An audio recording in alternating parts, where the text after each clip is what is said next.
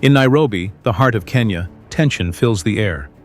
President William Ruto has just announced a new tax increase plan aimed at reducing the fiscal deficit.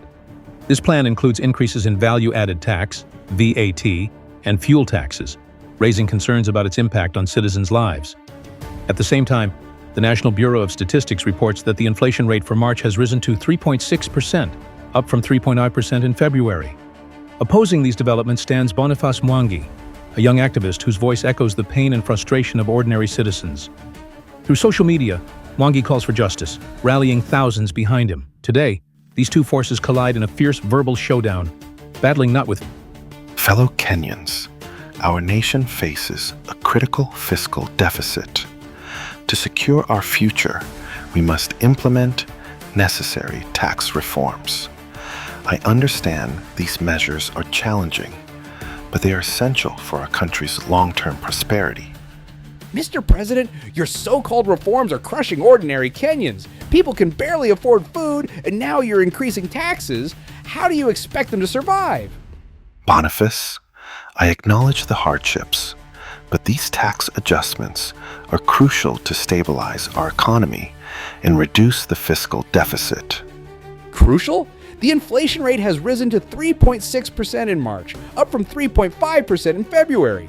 People are already struggling with rising prices. Increasing VAT and fuel taxes will only worsen their burden. We are implementing measures to protect the most vulnerable.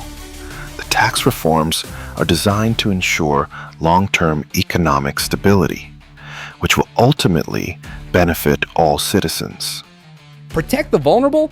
Last year, when you proposed similar tax hikes, nationwide protests erupted, leading to injuries and deaths. Have you forgotten the people's outcry? I remember those events, and I do not take them lightly. However, we cannot shy away from making tough decisions necessary for our nation's future. Tough decisions? Why not start by cutting government wastage and tackling corruption? Why should ordinary Kenyans bear the brunt while officials live in luxury? We are addressing corruption and reducing unnecessary expenditures. However, these measures alone are not sufficient to bridge the fiscal gap. Addressing? The people see little change. They are tired of empty promises. If you truly care about Kenyans, revoke these tax increases and implement genuine reforms that prioritize the people's welfare. Boniface, leadership requires balancing immediate needs with long-term goals. These tax reforms are part of a comprehensive strategy to ensure economic resilience. Comprehensive strategy? It seems more like a strategy to impoverish the masses while enriching the elite. The youth and the oppressed will not remain silent.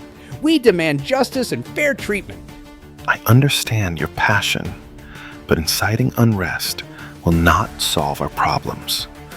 We need unity and constructive dialogue to move forward. Dialogue? We've tried that and our voices were ignored. Now we take to the streets, to social media, to every platform available until our grievances are addressed. I urge you and all Kenyans to remain peaceful. Change is a process, and we are committed to navigating it together. Peaceful?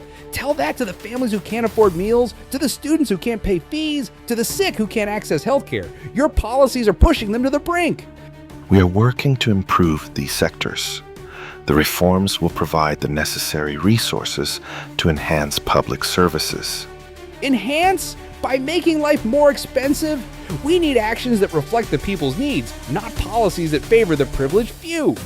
Your concerns are noted, and I assure you that we are striving for an inclusive approach. Let's work together for the betterment of our nation. Working together requires trust, Mr. President. Trust is earned through transparency and genuine commitment to the people's welfare. Until then, we will continue to hold you accountable.